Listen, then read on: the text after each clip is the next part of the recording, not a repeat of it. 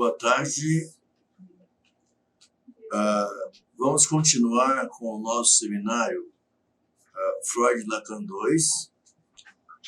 Hoje continuaremos falando da teoria dos sonhos e teremos mais uma sessão em que vamos abordar essa mesma questão. E espero que todos estejam se preparando com os devidos seminários de Lacan que já foram distribuídos, não é isto? Que no próximo sábado ainda falei da teoria dos sonhos, mas eu entendo que parece que termina o semestre em agosto. Se houver mais um sábado ainda em julho, um dos seminários de Lacan deverão ser apresentados. Muito bem, hoje vamos continuar o nosso trabalho e vamos falar um pouco sobre a questão da máquina de sonhar. A máquina de sonhar, ou essa máquina fabricante de sonhos, né?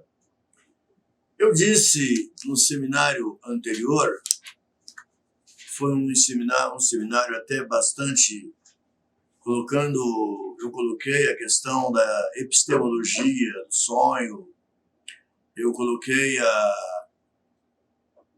a posição do sujeito que sonha como sendo um sujeito do ponto de vista da especulação, do ponto de vista do pensamento, do ponto de vista das cogitações, que é o Eugê, o sujeito do inconsciente. Ele tem a mesma importância, ou até mais importância, do que esse sujeito cotidiano que nós chamamos de eu-moi, ou sujeito do consciente, se quisermos utilizarmos um neologismo. A autenticidade do ser e a sua capacidade pensante é muito expressiva dentro do espaço onírico. Isso nós colocamos. A ontologia do lugar onírico nós colocamos no seminário passado, na sessão passada, onde habita o sujeito das esquisitices. Quando nós falamos disso, esquisitices, nós estamos querendo nos referir à questão da cena onírica. A cena onírica, ela obedece às lógicas tradicionais. A lógica fundada pelos filósofos gregos, a lógica dedutiva, a lógica indutiva, ou essa cena onírica, portanto, que é a linguagem do sujeito, obedeceria a outras lógicas. Isto que é importante nós pensarmos. Eu entendo que não há somente a lógica clássica, platônica, aristotélica. Existem quantas lógicas, quantas se quiserem fundar no mundo, não é? Nós sabemos que o sujeito que sonha, ele utiliza uma lógica. Frequentemente, uma lógica que nós poderíamos dizer uma lógica da deformação. Uma lógica da desconstrução do discurso para poder enganar o eu. É muito importante nós lembrarmos disso, que o sonho tem, vamos dizer, a lógica da estrutura psicótica, porque é necessário esse mecanismo maior que nós poderíamos chamar de as deformações ou esquisitices, para que o eu, não tendo acesso ao teatro onírico, tal qual nós temos acesso na vida cotidiana, ele não seja assaltado de angústia, ele seja enganado e ele possa dormir. Portanto, quanto mais os significantes que desfilam na cena onírica estão investidos de afetos como angústia e outros de outra natureza, maior vai ser o distanciamento desse sonho do ponto de vista da compreensão do eu moi, ou do eu consciente. E nós colocamos no seminário anterior, para aqueles sujeitos que estão no divã do psicanalista, na medida que passa-se o tempo de uma análise que transcorre, o índice de deformidade do sonho vai diminuindo e os sonhos se tornam muito mais compreensíveis. De uma lógica da deformação, ele aos poucos vai entrando dentro da lógica tradicional com a qual nós trabalhamos. E, portanto, isso quer dizer que a necessidade de enganar o eu moi, esse eu consciente, diminui. E, portanto, o índice de enganação para este eu se torna menor e o sujeito consegue dormir. Porque se os sonhos tivessem a claridade que tem o discurso cotidiano, as acontecências do cotidiano vigil, obviamente, para um neurótico, para um perverso ou para um psicótico, vamos dizer, um psicótico ainda apenas que está no nível da estrutura psicótica do sintoma, mas que não tenha chegado ao sintoma, ele não conseguiria dormir. Nós sabemos disso. Que o objetivo da máquina de sonhar é trabalhar de tal forma que o sujeito possa dormir e consiga fazer a realização dos seus desejos e de seus gozos, que lhe são interditados na sua vida cotidiana. Nós colocamos muito claramente, que o lugar dos sonhos não é o lugar da loucura. Nós fazemos uma homologia com a estrutura psicótica, que o sonho ele tem uma figuração que parece muito com os delírios e com as alucinações psicóticas.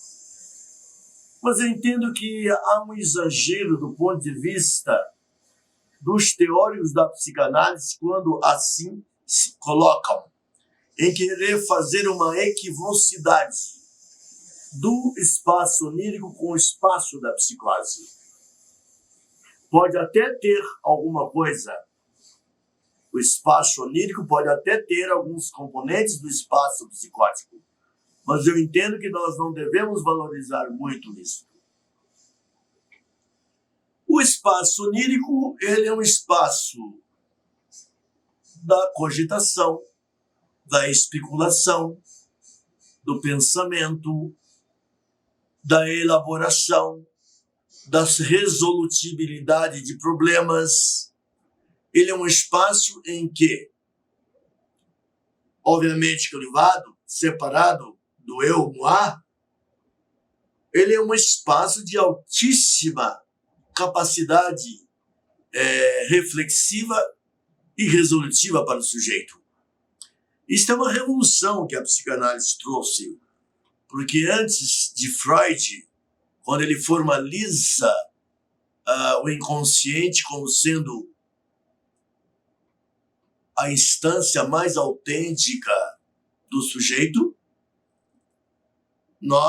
os filósofos nunca falavam do inconsciente e sempre se referiam nas suas filosofias ao eu consciente. E nós, analistas, mais do que nunca, estamos trabalhando com esta outra cena, que é a cena analítica do inconsciente, onde um dos representantes típicos dessa cena inconsciente é o espaço onírico. Eu falei dos fatores, das pulsões que fazem movimentar essa cena onírica. Usamos o termo désir e utilizamos o termo jouissance. Désir quer dizer desejo E jouissance quer dizer o gozo. Nós temos manifestações de desejo e temos manifestações de gozo na cena onírica. O analista que está ali na clínica, muito bem já disso sabe. O onírico como o retorno do recalcado, significantes plantados no santoma, do nascimento aos 5 anos de idade. Nós podemos ver o fenômeno onírico como um mecanismo de defesa do eu. Aliás, eu devo falar isso lá na frente, mas eu já antecipei. E há experimentos científicos que mostram que o sujeito que dorme, e se ele for interrompido quando ele está no sono REM, eu já falei do sono dos Rapid Eye Movements, seria um sono nível 4. Quando ele é acordado, quando ele começa a sonhar, ele normalmente entra em desequilíbrio psíquico e apresenta em 60, 70 horas alucinações e delírios bastante intensos.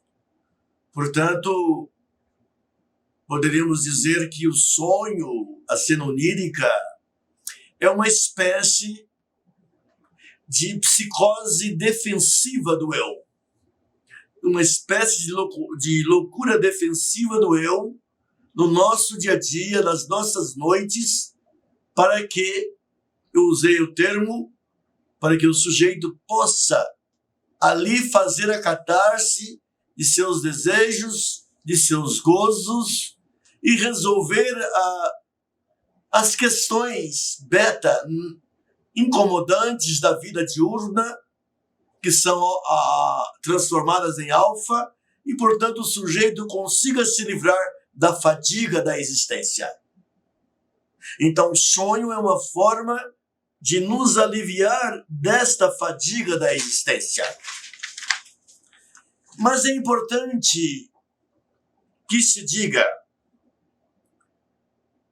que os sonhos têm um caráter eminentemente do infantil que está no adulto.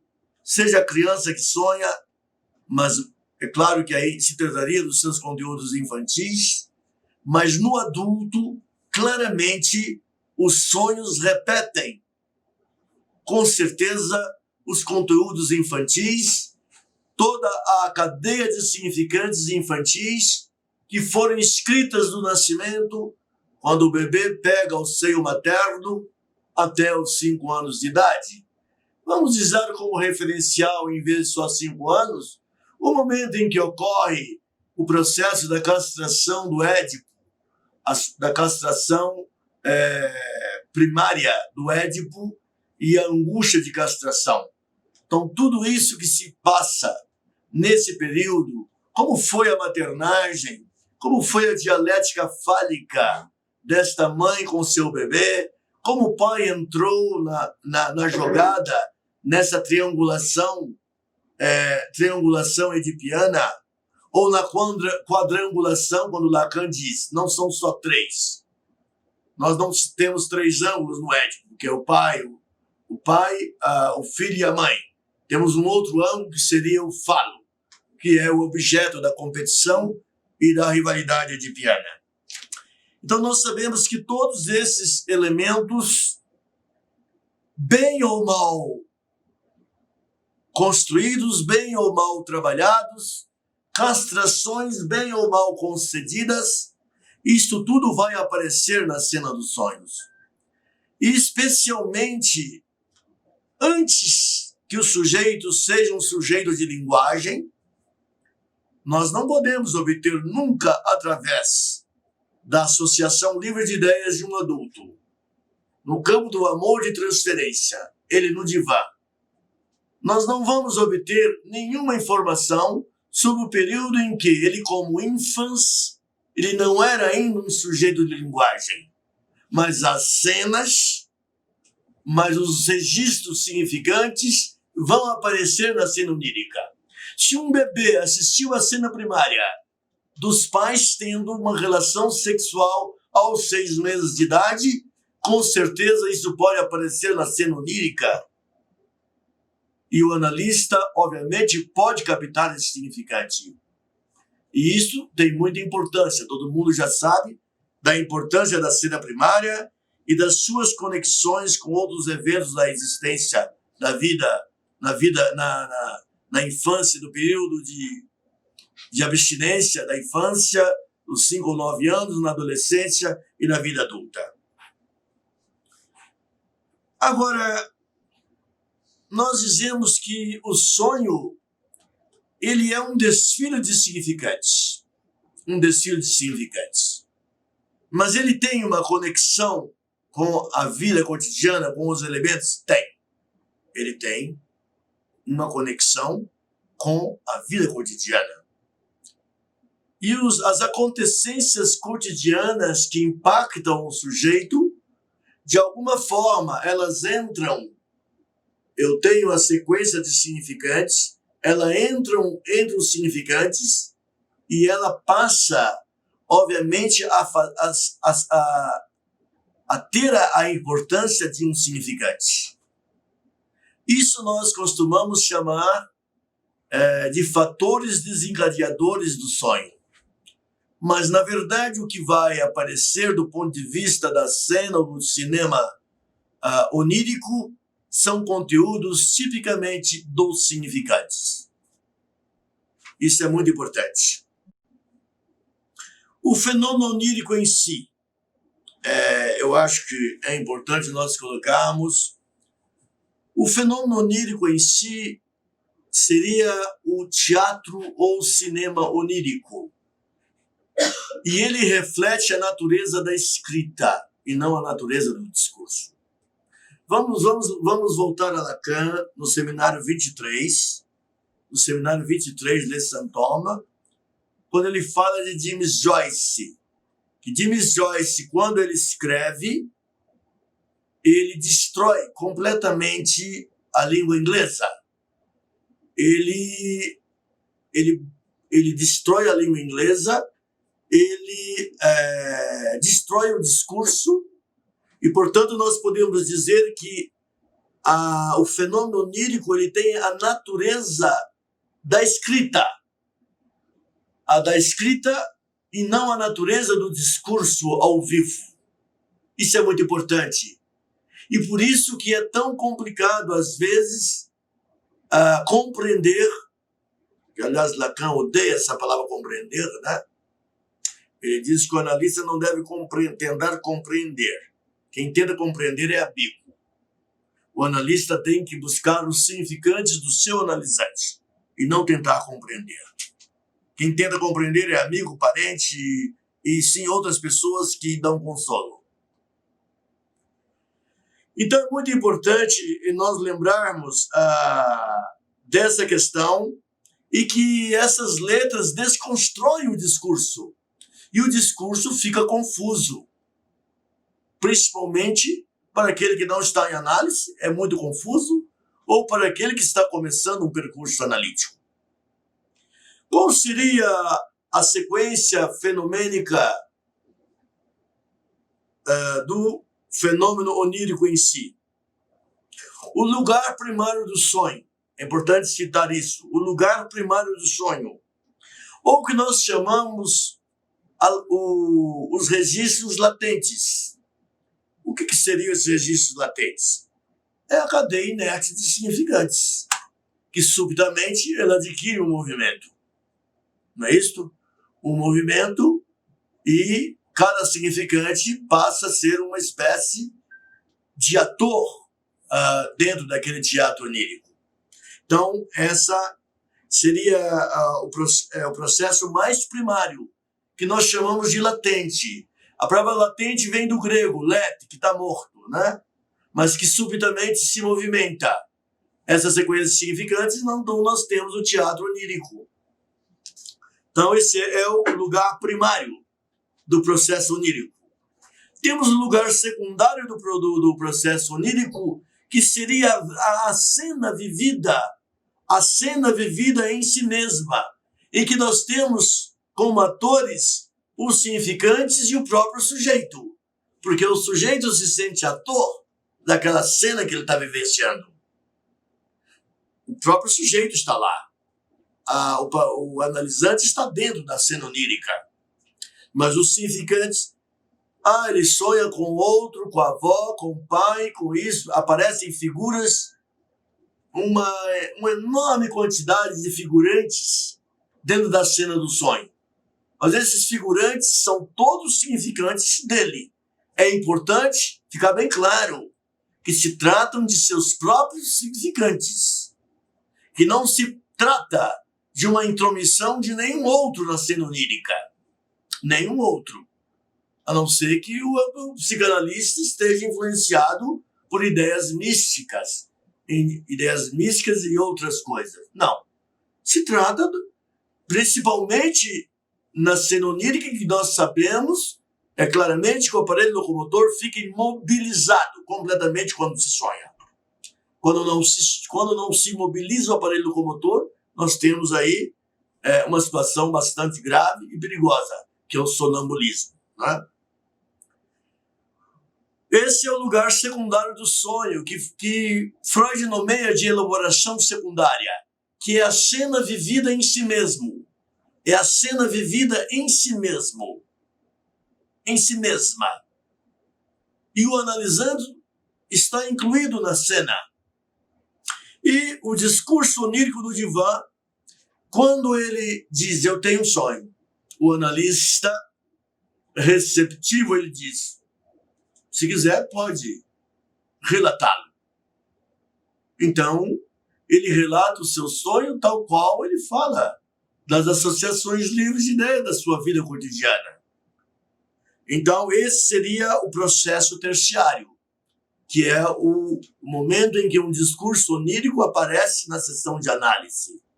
E esse processo terciário, ele está naquele momento sob a batuta da escuta flutuante do analista. Isto é muito importante. Da escuta flutuante do analista. Esse processo terciário, que é o discurso analítico, é muito importante a gente ter o cuidado para que o analista não se posicione como narcisista, como dono da verdade e queira fazer interpretações intempestivas. Aliás, no próximo seminário nós vamos discutir a questão das interpretações. Vamos fazer um seminário só sobre isto. O analista não pode ser narcisista. A primeira coisa que ele deve colocar e perguntar ao seu analisante, você tem algum fator desencadeador para essa cena onírica? Tem, não tem? Ele vai dizer. Segundo, é importante pedir às associações livres de ideias do analisando sobre o teatro onírico que ele vivenciou. É muito importante. Numa análise, se ele está no divã há pouco tempo, é bem provável que as associações sejam pobres, já que ele não está acostumado a lidar com a sua cena onírica.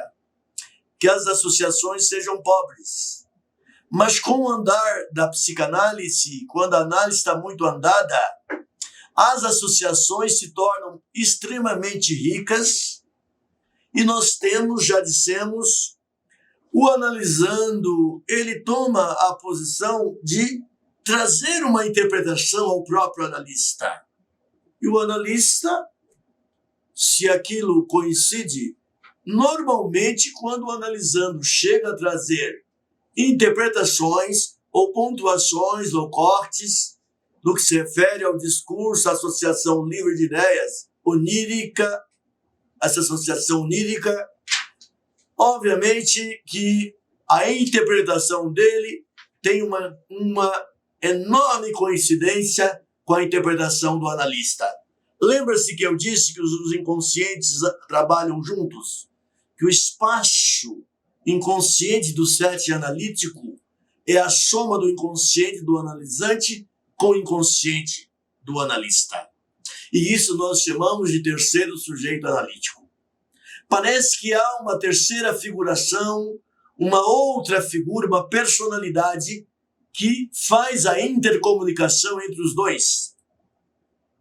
E, na verdade, é o inconsciente comum. E que nós podemos denominar, insistentemente, temos o feito de terceiro sujeito analítico. Nesse caso, o analista dá o aval, avaliza e pronto, terminou a sessão. Ele avaliza a interpretação do seu analisante. Eu não vou insistir na questão da interpretação, porque o próximo seminário vai falar sobre interpretação. E eu gostaria também de falar dos sonhos vigis. No próximo seminário de interpretação, vamos dividir o tempo. Tá claro?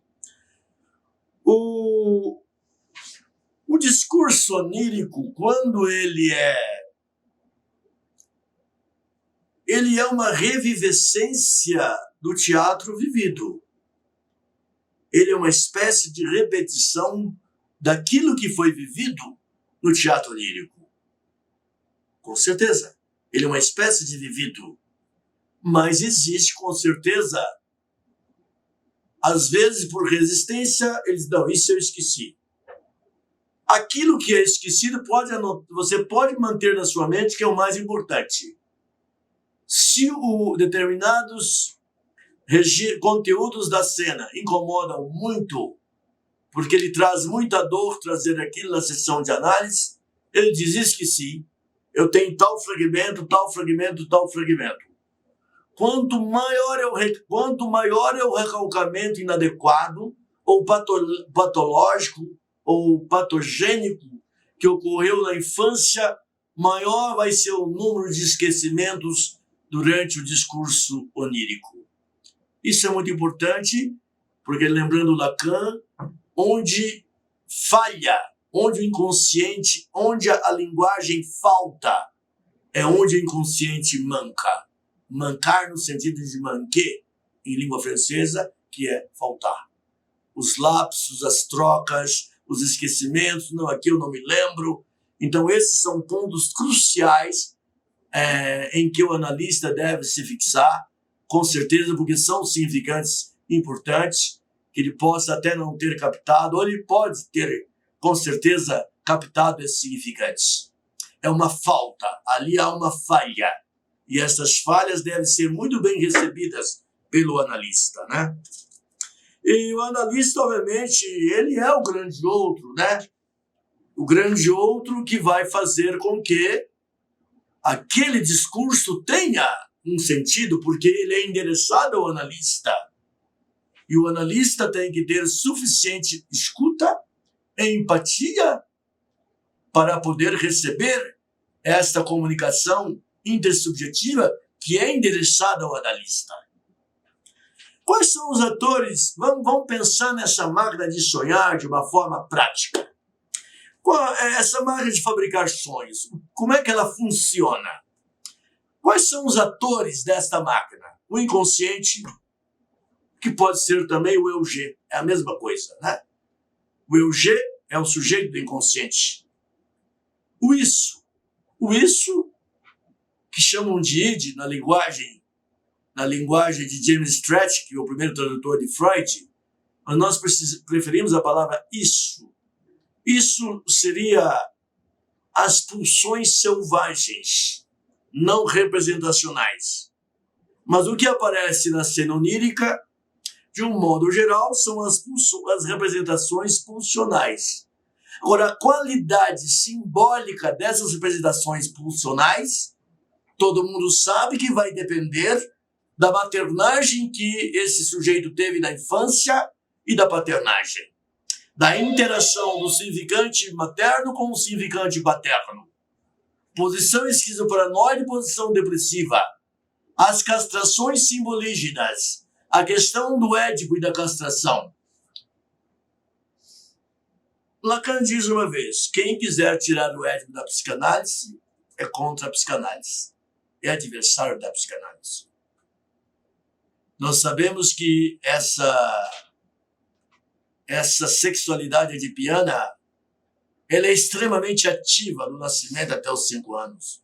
É o período de maior excitabilidade e de desejo ou de gozo sexual da vida do homem, por incrível que pareça. Freud coloca isso nos 3 ensaios, e na medida em que ele avança na teoria do Édipo, ele coloca que a sexualidade infantil é muito acentuada, mais do que em todos os períodos da vida. E nós temos o exemplo do pequeno Hans, que foi um caso apresentado aqui, em que ele tinha um pai extremamente, vamos usar o termo, um pai vagina, Hans. Hans tinha um pai vagina e uma mãe extremamente liberal. E ele tem uma sexualidade excitadíssima e toda vinculada, com certeza, a um Édipo. Eu nem sei se Hans vivenciava o Édipo. Tamanha era a vaginidade do pai do pequeno Hans. Mas houve a necessidade de que um pai aparecesse nesta triangulação. Hans, mãe e o pai. Quem aparece como pai simbólico realmente é Freud. Freud recebe as comunicações do pai de Hans e ele exerce a função paterna, resolvendo as devidas questões, tirando-o da sua estrutura neurótica fóbica, né? E fazendo as devidas castrações. Quem faz é Freud. Porque mesmo tendo encontrado com Freud, ele como criança, somente uma vez, ele sabia que Freud orientava o pai. O professor, né? Anote, papai, o professor, me leva para o professor. O professor conversa com Deus? Perguntou ele certa feita ao pai. Porque ele tudo sabe. Um menino de 4 anos. Vocês, a importância da questão da função paterna. Então, os atores, o inconsciente, o EUG, o sujeito inconsciente, o isso, as representações pulsionais. O diretor, censor aqui, gente, seria com C. Vocês podem corrigir? Existe um diretor da cena onírica. Vamos aqui comparar até com o cinema ou com o teatro. Quem é o diretor e o censor? Aquele que censura, aquilo que pode aparecer de forma muito clarividente e iluminada para o eu moi. É o ideal do eu, né? O super-eu ou o ideal do eu? Por que eu escrevo super-eu ou ideal do eu? Super-eu, eu prefiro utilizar esse termo para o super-eu arcaico, que é um super-eu de origem eminentemente materna e frequentemente é um super-eu tirânico. É o super-eu dos bebês, não é isto? Até o termo da posição esquizoparanoide, nos 6 primeiros anos de vida, é o super-eu dos bebês e é o super-eu dos sujeitos do delito. Daquele que pratica crimes seriais, é o sujeito do estuprador, não é? Esse super-eu tirânico, né? Esse super-eu tirânico ele pode se voltar contra o próprio sujeito ou voltar-se contra o outro. Normalmente é um super-eu muito destrutivo. Agora, o ideal do eu, não. É o super-eu. Esse eu coloco como sendo uma das instâncias do aparelho psíquico. Eu, moi, ideal do eu, embaixo, o isso. Então, esse ideal do eu é aquele que aparece no momento em que nós temos o movimento do eu autorreferente, do eu ideal da criança, para o ideal do eu. O ideal do eu é uma derivação da instalação do significante nome do pai, através da castração das fantasias edipianas. E é uma castração eminentemente concedida pelo pai. Ou concedida pelo pai, se este pai não está presente numa família uniparental feminina, que essa mulher tenha essa função paterna e consiga fazer essa castração edipiana secundária. Se ela não der conta, deve levar o seu filho ao analista. Nós já colocamos isso em outras posições aqui, principalmente quando nós falamos de nossas angústias como psicanalistas, da família que eu chamaria de pós-moderna. Famílias dos mais variados timbres, não mais a família clássica, pai, mãe, filho, o pai, homem, a mãe, mulher, o filho, o falo, a triangulação clássica de uma família. Mas nós temos as famílias monoparentais femininas, monoparentais masculinas, homoparentais masculinos, homoparentais femininas. Então, nós andamos até refletindo em outro seminário sobre como nós, analistas, vamos ser muito importantes. Quando eu até introduzi a ideia de que dentro em breve nós poderíamos ter um pré-natal psicanalítico, por exemplo, para uma mulher que tem um filho sozinha e não tem o seu homem, não tem o seu falo, ou ela casualmente engravidou e esse falo sumiu, ou ela foi lá no laboratório e fez uma inseminação artificial. Nós sabemos que, obviamente, a dialética fálica da mãe com este feto e da mãe com o futuro bebê que vai nascer, portanto, pode ter muitas turbulências, muitas vicissitudes, e eu entendo que o pré-natal psicanalítico vai se tornar uma rotina dentro da sociedade pós-moderna, dentro da família pós-moderna. O diretor e o censor, bota com C, da cena analítica, o ideal do eu, né, ele seleciona o que é que o eu consciente do sonhador pode saber diretamente. O que ele não suporta saber diretamente, ele diz, não, eu vou agora adotar uma deformação para que ele não possa compreender. E aquilo fica no campo do real. Aquilo que o ideal do eu, como censor e diretor da cena, que dirige a cena, como um diretor de teatro, um diretor de cinema, ele pode compreender, então ele deixa passar de uma forma menos deformada, de uma forma mais lógica, utilizando uma terminologia vulgar, para que o eu consciente possa compreender. É muito importante. E quem é a plateia? Quem é a plateia desse teatro onírico? É o eu Muá. Este eu consciente, enganado, de alguma forma. E o índice de enganação é maior, ele vai diminuindo, ele é muito grande no início da análise. Se trata de uma estrutura neurótica, psicótica, de uma estrutura perversa. Nós sabemos que o psicótico, quando ele está em franca alucinação e delírio, ele não sonha. Porque o delírio e a alucinação já é a cena onírica. Então, o neurótico, essencialmente, vamos utilizar o neurótico, ele sonha bastante. E ele tem como plateia dessa cena onírica ou desse cinema, é o seu eu consciente que é a plateia. Ele pode assistir algumas cenas, outras não. Se uma cena é censurada, o ideal do eu vai tratar de adotar os mecanismos de fabricações para que o eu não saiba de que se trata aquela cena ou aquele pedaço de cena. Isso é muito importante. A plateia é o eu consciente. A plateia do sonho. O analista será a plateia, mas a plateia num processo que nós chamamos primário ou latente, secundário é a cena, terciário é o relato. Eu diria que esse terciário é o relato e a escuta flutuante do analista. Então, no processo terciário do sonho, o analista passa também a ser plateia. Mas, frequentemente, o analista pode estar como plateia dentro do próprio sonho do seu analisante. Se ele está no divã, tem uma grande transferência, ele pode ter sonhos transferenciais. E o analista está dentro da plateia. Ele introjeta o analista.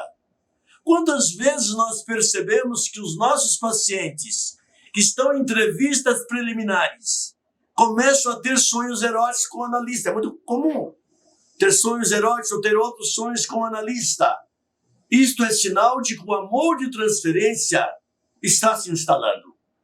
O algoritmo da transferência está se instalando. Transferência que nós sabemos cujo pivô é o desejo e o saber. as pulsões sexuais e o saber. O analista é envolvido na transferência por essa teia de pulsões do analisando. Pulsões sexuais e obviamente, que envolve a questão libidinal e que envolve a questão do saber. Não é? Tá claro? Sujeito, suposto saber e desejo. Então, o analista ele pode ser plateia a partir do próprio discurso do analisante no divã. Mas ele se torna uma plateia propriamente dita nesse processo terciário da associação livre de ideias sobre o tema na sessão de análise. Antes de falar das letras da escritura onírica do inconsciente, eu gostaria de falar de um tema interessante, a transferência onírica, que eu já comecei a citar, e eu preferia continuar a refletir, a pensar sobre essas questões. Há sonhos analíticos e não analíticos. Sonhos analíticos são sonhos endereçados ao próprio analista. Pacientes que às vezes apresentam uma exiguidade onírica, de produção onírica, nós requeremos a ele que sonhe, frequentemente ele aumenta a sua produção onírica para enriquecer a sessão de análise. Os sonhos transferenciais, eu não preciso de comentar mais porque eu falei sobre eles, não é? Uma coisa muito importante que eu nomeei de a re-sessão analítica, pela via da onirização. O que é isso? O sonho que me é trazido na sessão de hoje é uma recessão analítica. Sessão analítica. Porque ele sonhou, ele onirizou a sessão anterior. Ele levou a sessão anterior dele para o espaço pensante, especulativo, cogitante do seu inconsciente. E este processo de recessão analítica pela via da onirização é uma grande via de resolutibilidade dos problemas que são colocados na sessão de analítica, principalmente quando o analista faz as suas interpretações, os seus sujeitos do corte, as suas pontuações, e o analisando às vezes pergunta, como eu resolvo isso? Eu digo, temos que dizer, reflita com severidade e onirize, e sonhe essa questão.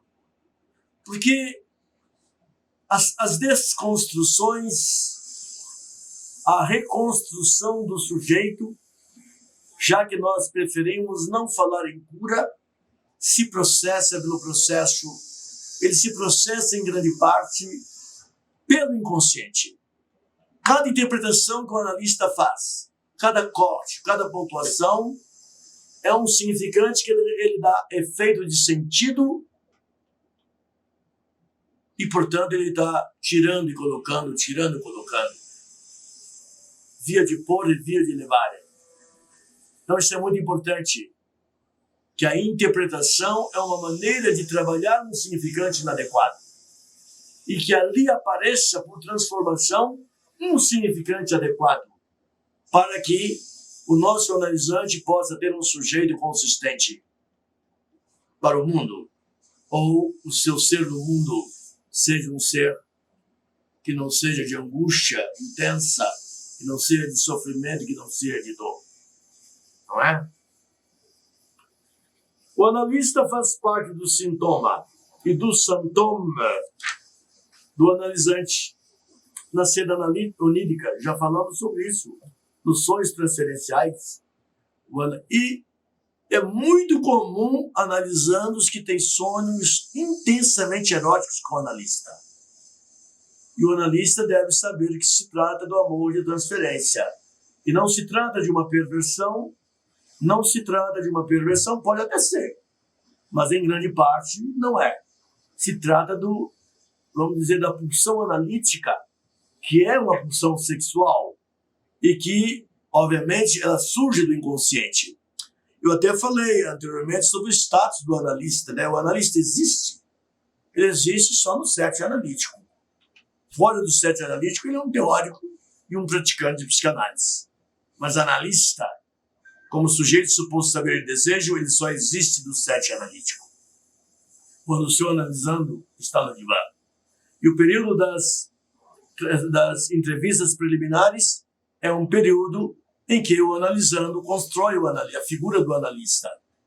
Na medida em que, por vários processos, que nós vamos comentar no seminário das quartas-feiras, vai se construindo a figura do analista. Isso é muito importante. Eu gostaria de voltar aqui para a gente entrar um pouco nessa questão da fábrica dos sonhos. O sonho teria a característica da escrita, não do discurso. Da escrita e não do discurso. A escrita é confusa, ela desconstrói o discurso. Por mais que nós remodelemos um texto, às vezes 10, 15, 20 vezes, né? Ele não sai claro. E é impossível que alguém leia o que está escrito de forma direta. O que o sujeito pode fazer ante uma escrita, aí eu invoco Umberto Eco, que para abordar a escrita ele usa 3 expressões. Intentio auctoris, a intenção do autor, ao escrever um dado texto. Intentio opere, a intenção da obra que foi escrita por aquele autor. Intentio lectoris, a intenção do leitor. Chegar a intentio autores é impossível. O que o autor quis dizer, nós não chegamos. Podemos até nos aproximar, mas chegar lá nós não chegamos. Intentio opere, com a intenção da obra, da escrita, é muito difícil, principalmente quando se lê James Joyce, né? que nós estamos estudando a propósito da psicose, do Sant'Ome, no Seminário 23 de Lacan. Mas o que nos interessa é a intentio lectoris, que o leitor leia em si mesmo o reflexo da escrita no seu aparelho intelectual e psíquico, e que é, na verdade, a hermenêutica. Então, o sonho, como sendo da natureza da escrita, ele seria lido pelo analista, interpretado pelo analista, de alguma forma. Obviamente, ele tem que tentar buscar a intentio auctoris do sonhador, a intentio opere, a intenção do sonho, mas ele fica em grande parte na intentio lectoris. A intenção, o analista tem o poder de interpretar. No amor de transferência, ele tem esse poder, esse arbítrio de fazer a devida interpretação. Ah, não. O analista entrevistado interpreta esse sonho. Não tem sentido. Um analista não pode interpretar sonho numa entrevista de televisão. Ele só interpreta sonhos ou a cena onírica daqueles que estão no seu divã e cujo código analítico ele já conhece. Portanto, a língua daquele sujeito. A língua ou a la langue, construção de Lacan. Não a língua geral, que ele fala o francês, o inglês ou o alemão, mas a língua individual dele. Em outras palavras, ele só interpreta o sonho a partir dos significantes. Um significante só tem sentido para outro significante. Segundo, um sujeito representa outro sujeito para o significante. Portanto, centenas de sujeitos aparecem na seção analítica. Nós temos aqui, para citar, nesta fábrica de sonho, alguns mecanismos importantes. Bom, eu já falei que o sonho é um mecanismo de defesa do eu, fenômeno onírico, do eu. A metáfora. O que é a metáfora? A metáfora, ela representaria o significante. A metáfora e o significante fazem equivocidade. E, portanto, a metáfora ela tem uma multiplicidade de efeitos de sentido. Isso é muito importante. Cabe ao analista buscar o efeito de sentido que melhor se adapta à circunstância da sessão analítica, ou ao cálculo analítico, ou à suportabilidade da interpretação. Porque existem determinadas situações em que o analisando não está ainda preparado para suportar determinadas interpretações. A metonímia. A metonímia que Freud chama de deslocamento. Lacan chama de metonímia. Né? Metonímia é quando um significante se engancha no outro e há um movimento dos significantes. Portanto, nós temos na seção de análise o discurso com esse movimento dos significantes enganchados em metonímia, ou temos na cena onírica os significantes enganchados em metonímia, eles produzem a seção analítica. Né? Então, metáfora e metonímia é muito importante que vocês conheçam bem esse termo. Metonímia é deslocamento. Temos deformidades as mais variadas, mecanismos de deformação. Uma personalidade do sonho representa 2 ou 3, 4. Não é isso? Condensação. Quatro figurações, por exemplo, vamos usar o termo, 4 pessoas, pode estar por condensação, eu não escrevi aqui não, viu gente? Condensação equivale ao termo metáfora. Condensação é Freud. Condensação é o termo equivalente à metáfora, onde vários sentidos, onde várias personalidades podem ser sintetizadas numa só. Uma figura que aparece no sonho pode representar várias. Isso é condensação. E é sinônimo de, em Lacan, ele chamou de metáfora. Né?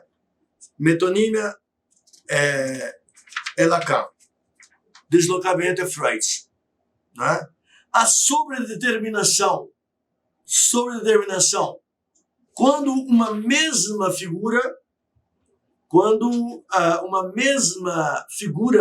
figuração onírica é representada por várias. Nós podemos ter uma figuração humana que é um significante representando várias pessoas ao mesmo tempo. Né? As deformações lógicas em geral, muitas. As deformações são muitas. Não é? E tanto que nós poderíamos comparar, aí tem a imagem de alguns teatrólogos, como Samuel Beckett, né? Samuel Beckett e Eugênio Ionesco, que fazem o teatro do absurdo. Se vocês lerem os textos de Ionesco de Beckett, vocês praticamente estarão lendo Finnegan's Wake de Joyce. Diga-se de passagem que Beckett foi assistente de Joyce. Beckett era mais jovem, né? Então, nós temos aí um verdadeiro teatro do absurdo na cena analítica. Mas é importante dizer que ali se trata de um discurso que tem a precisão, se pudermos falar em precisão, eu acho que isso é uma metáfora, do discurso cotidiano. Nós sabemos que o discurso cotidiano também não tem precisão, é muito difícil, às vezes, as pessoas se compreenderem. Um casal de namorados que está em conflito pode levar dias e dias de conversa para chegarem a um acordo no que concerne aos discursos de cada um e a chegar ao chamado interdiscurso, ou chegar a uma língua comum aos dois, né? Uma língua ou uma la langue. Nós sabemos, obviamente, que o discurso tem toda uma singularidade do sujeito. Então, a comunicação entre os sujeitos é muito difícil, muito complexa, não é? Lacan aconselha que os analistas não devem tentar compreender seus analisantes. Isso aí é coisa para amigo, para o campo da filia e não da pulsão analítica, né? Muito bem, eu gostaria aqui também de ressaltar uma coisa muito importante: a qualidade dos sonhos. Os sonhos, os nossos analisandos chegam se reclamando de sonhos de intensa angústia, intensíssima angústia. E com o passar angustiantes, que chegam até a acordar o sonhador. Com o passar do tempo, esses sonhos de angústia vão diminuindo. Sonhos de agressividade, sonhos repetitivos, né? Sonhos em que mata, machuca, etc. Enfim, onde ocorre até homicídios, né? São sonhos que trazem um profundo sofrimento ao nosso analisando. E nós sabemos que a qualidade da cena onírica, tal qual a qualidade da vida cotidiana, ela vai mudando e adquirindo mais consistência. Consistência eu uso no sentido de ser para o outro, né? Mais consistência e dando mais harmonia e um pouco mais de felicidade ao nosso analisado. Então nós podemos dizer que a escuta da Associação Livre a escuta onírica da Associação Livre de Ideias é um elemento muito importante para nos dar uma ideia de como está o nosso trabalho de construção, desconstrução, reconstrução do inconsciente ou do EUG do nosso analisante. Eu entendo que é um indicador extremamente importante, muito importante, a qualidade dos sonhos. De uma situação profundamente angustiante, conflitual, com o andar do análise, esses sonhos vão se tornando harmônicos, se tornando serenos, e, por incrível que pareça, eles frequentemente perdem essa máquina de sonhar, ela deixa o ideal do eu de utilizar dessa censura intensa, dessas deformações intensas, e os conteúdos, a cena onírica se torna, utilizando o termo, entre aspas, mais lógico, porque na verdade toda cena onírica é lógica, dentro de sua própria lógica, que é construída por esses mecanismos que nós citamos aqui. Mas a cena onírica vai se aproximando muito da cena cotidiana, e ao ponto de ter uma similaridade enorme com a cena cotidiana. Então eu diria que o nosso analisante diminuiu o seu índice de neuroticidade de forma fantástica. O seu índice de psicoticidade, ou por que não dizer também o seu índice de perversidade, ou o seu índice de perversicidade. E vamos deixar a palavra perversidade para aqueles casos de perversão que são acompanhados de delito e de outras atuações extremamente sádicas, como o exemplo do estupro. O estupro é uma estrutura clínica perversa aliada a uma intensa perversidade. Então, esses índices, obviamente, e mesmo a questão da clivagem do sujeito, o sujeito muito clivado do ponto de vista da psicose, nós percebemos, com certeza, que isso vai melhorando, e mais do que nunca, a cena onírica. Para terminar, o nosso analisante que está em crise alucinatória delirante por ter uma psicose, uma estrutura clínica psicótica, ele não sonha. Mas se ele tomou uma medicação para quebrar esse florescimento alucinatório delirante, mas ele aceitou a ser analisado, quando ele lhe comunicar o primeiro sonho, o analista deve se regozijar, porque é sinal de que ele realmente, a análise dele está começando. E por aqui nós ficamos. Na próxima sessão, nós vamos abordar o onírico vigil, principalmente que foi estudado pelo Dr. Wilfred Biel, e vamos falar também sobre a questão da interpretação, dentro de uma ótica prática, teórica e prática, enfim, e nós sabemos que isso tudo está em uma série de obras. A obra fundante é de Traum Deutung, de Freud, publicada em 1900, e que obviamente é a obra primordial, seminal, fundadora da psicanálise. Obrigado.